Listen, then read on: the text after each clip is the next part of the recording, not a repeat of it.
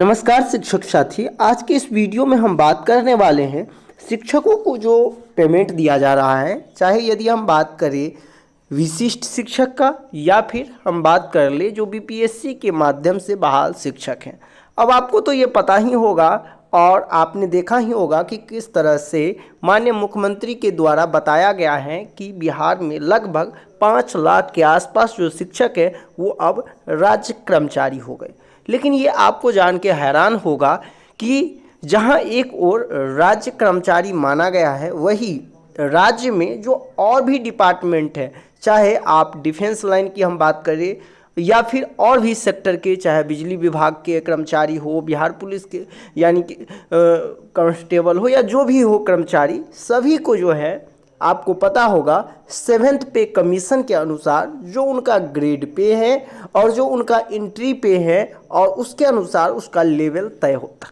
लेकिन राज्य कर्मचारी के अंतर्गत केवल और केवल बिहार का शिक्षा विभाग और शिक्षा विभाग में भी केवल शिक्षक, और आपको ये भी जान के हैरान होगा कि शिक्षक में भी केवल जो टीआरई 1, 2 और विशिष्ट शिक्षक, इनको जो है वो लेवल के अनुसार से पेमेंट नहीं दिया जाता है।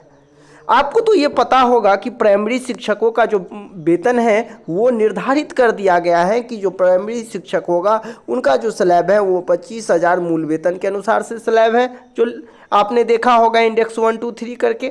फिर उसके बाद यदि 6 to 8 की बात करें तो उनका 28,000 है, और यदि हम बात करें 9, 10th और 11, 12th का तो उसका 31,000 और फिर 32,000 है।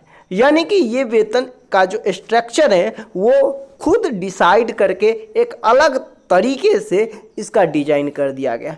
यदि आप राज्य कर्मचारी हैं और आपसे कोई ये पूछ ले कि आपका लेवल क्या है, तो आपको भी नहीं पता होगा और न ही शिक्षा विभाग इसकी जानकारी देंगे कि आखिरकार आपका लेवल क्या है। आपको यदि ये भी पूछ दिया जाए कि आपका ग्रेड पे क्या है, तो भी आप शांत हो जाएंगे, क्योंकि आपका न ही कोई ग्रेड पे है और न ही कोई लेवल है, बल्कि एक बने बनाया मूल वेतन आपको बना दिया गया है। आज के इस वीडियो में हम ये भी एनालिसिस करने वाले हैं कि उसी बिहार में और जब टीआरई 1, 2 की बहाली हो रही थी और इसी समय आपने सुना होगा कि उसी बीपीएससी के माध्यम से जिससे टीआरई 1 और टीआरई 2 का सिलेक्शन हुआ है, इसी बीपीएससी के द्वारा एक और विज्ञापन जारी हुआ था जिसका विज्ञापन नंबर है 29/2024, और इनमें भी माध्यमिक शिक्षकों का वैकेंसी आया था। और आपको बता दें कि इसमें भी उच्च माध्यमिक शिक्षकों की भी वैकेंसी आई थी। लेकिन चूंकि ये विद्यालय अलग है, अर्थात हम कह सकते हैं कि विद्यालय के आधार पर शिक्षकों का वेतन निर्धारण होता है। आपको पता होगा कि बिहार में समतुल्य आवासीय विद्यालय संचालित हैं, वहाँ माध्यमिक शिक्षकों के 41 पद जो है इसकी वैकेंसी आई। अब इस वैकेंसी को, इस एडवर्टाइजमेंट को आप देखेंगे तो इसमें इसका जो वेतन के बारे में दिया गया है, आप देख कि वेतनमान क्या है, लेवल 9। फिर उसी में आप देखेंगे +2 के शिक्षकों का, तो इसका भी जो लेवल दिया गया है वो आप यहाँ देख सकते हैं कि लेवल 11 इसका है वेतनमान। यानी कहीं भी ये नहीं दिया गया है कि इनका मूल वेतन जो होगा वो 32,000 होगा मूल वेतन के आधार पर, और 9, 10th का यहाँ 31,000 होगा मूल वेतन। इसका जिक्र नहीं है, केवल और केवल वेतनमान का जिक्र है। और यही जिक्र बिहार के लगभग 5 लाख शिक्षकों, जिनको राज्य कर्मचारी माना जाता है, इनको कोई भी लेवल नहीं दिया गया है, बल्कि हम कह सकते हैं एक बने बनाया मूल वेतन दे दिया गया है। इस वीडियो में हम ये भी समझेंगे कि जब वेतन मान दिया जाता है तो उसका जो लेवल होता है उसके अकॉर्डिंग जो 7वें वेतन आयोग लागू हुआ था उसके अनुसार आपका जो है इंडेक्स बन जाएगा, उसके अनुसार से आपका एंट्री पे हो जाएगा, आपका ग्रेड पे हो जाएगा। ठीक है, आपको जानकर के हैरान होगी कि यहाँ एक और समतुल्य आवासीय विद्यालय की जो वैकेंसी आई उसमें 9th और 10th के जो शिक्षक हैं उनको लेवल 9 दिया गया। लेवल 9 मतलब आप देख सकते हैं यहाँ, और लेवल 9 में आपको बहुत ज़्यादा आश्चर्य होगा कि उनका जो मूल वेतन बनता है फर्स्ट, वो आप देख सकते हैं 53,100। और यदि आप अपना देखेंगे तो आप लेवल 6 से भी नीचे हैं।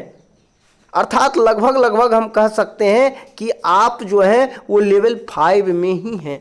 इतना अंतर एक ही राज्य में दो अलग अलग विद्यालय के शिक्षक होने के लिए अलग अलग वेतन का स्ट्रक्चर है।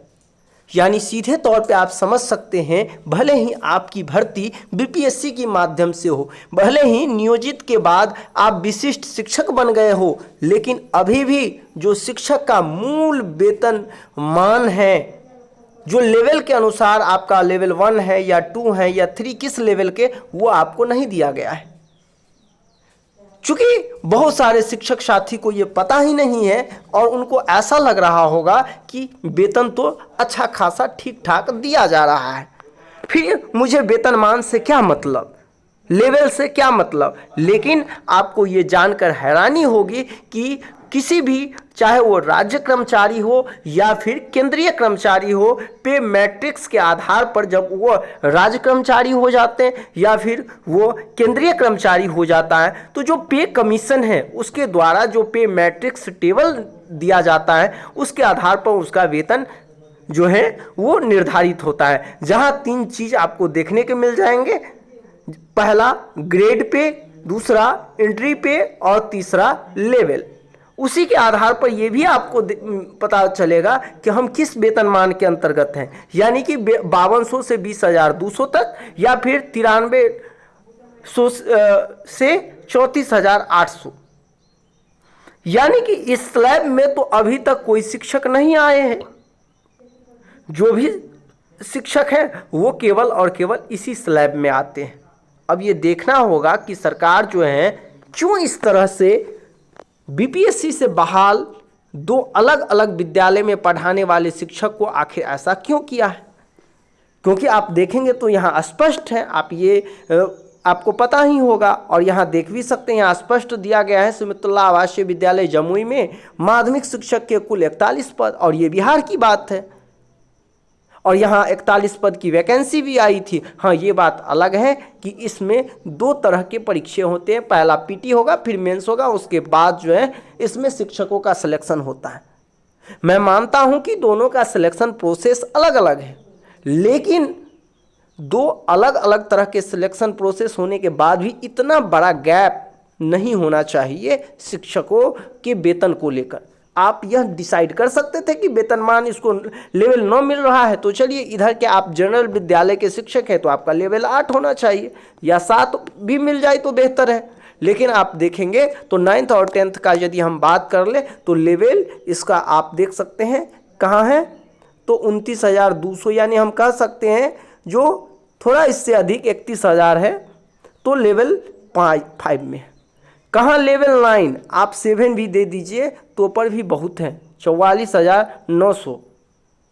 7 तो छोड़िए, यदि आप लेवल 6 भी दे देते हैं जनरल शिक्षक को जो सामान्य विद्यालय में है तो पर भी बहुत है। लेकिन नहीं, यदि दोनों के बीच में हम गैप देखें तो बहुत बड़ा गैप है, कहाँ लेवल 5 और कहाँ लेवल 9, और उससे भी बड़ा गैप तो 11th-12th का है जो कि आप यहाँ देख सकते हैं, और 1 to 5 और 6 to 8 की तो बात ही खत्म है।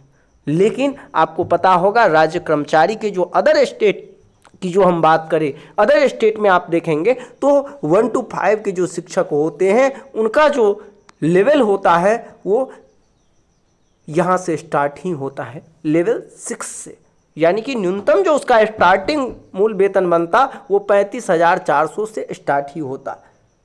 और जब आयोग के द्वारा आपकी परीक्षा ली गई है, विशिष्ट शिक्षक के माध्यम से आपको राज्य कर्मचारी बनाया गया है, तो फिर मुझे लेवल क्यों नहीं मिलना चाहिए। इस बात से कितना आप सभी शिक्षक साथी सहमत हैं, आप कमेंट करके जरूर बताएं। और नेक्स्ट वीडियो में हम पूरे के पूरे चीज़ को समझाने वाले हैं कि आखिरकार ग्रेड पे बैंड, लेवल क्या होता है, किस तरह से अन्य विभाग के कर्मचारी को भी कौन कौन से लेवल में रखा जाता है, उनका ग्रेड पे कितना होता है, ये सारी इन्फॉर्मेशन हम नेक्स्ट वीडियो में लेकर आ रहे हैं। क्योंकि इस चीज़ के बारे में अभी भी बहुत सारे ऐसे शिक्षक हैं जिनको ये जानकारी नहीं होता है। और देखिए ये यहीं तक नहीं, आगने वाले जो समय है उसमें भी आपको जो है कहीं ना कहीं बड़ा लॉस होने वाला है, क्योंकि 7th पे के बाद जब 8th पे कमीशन आएगा तो ये जितने भी इंडेक्स हैं इसी के अनुसार से आपका बनेगा, और फिर वहाँ भी आपको एक बहुत बड़ा लॉस होगा, क्योंकि आपका जो मूल वेतन ही अभी कुछ अलग तरीके से निर्धारित कर दिया है। आपको एक फिक्स मूल वेतन दिया गया है, न कि आपको ग्रेड पे, एंट्री पे या फिर लेवल के अनुसार से आपका वेतन भुगतान हो रहा है।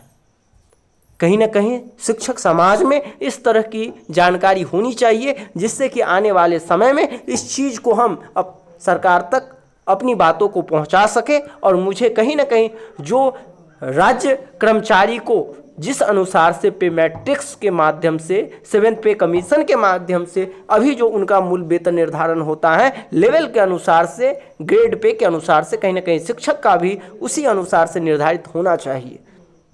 आप अपनी राय मुझे ज़रूर साझा करें। मिलते हैं नेक्स्ट वीडियो में, अभी के लिए बस इतना ही। धन्यवाद।